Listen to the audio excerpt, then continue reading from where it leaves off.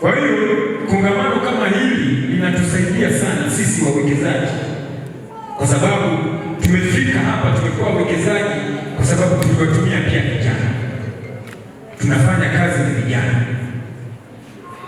Mimi kampuni ya Muhema nafanya kazi na zaidi ya vijana 300 ambao wamesambaa katika mikoa hii ya nyanda za juu kusini kwenye shughuli ya usambazaji wa pembejeo.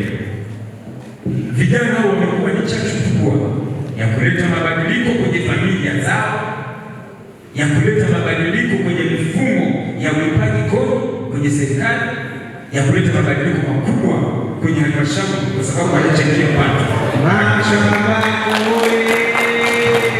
Na vijana hao walipatikana kwenye makongamano kama haya. Tuliwapata vijana, tukaendelea kuwapa training, wakaingia kwenye mnyororo wa kufanya kazi za usambazaji wa mbolea.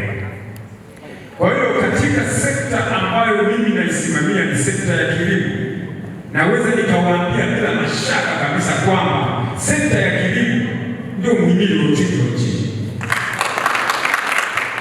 Na kutokana na sekta ya kilimo, kijana unaweza ukapiga hatua za maendeleo, kwa sababu mfano tunayo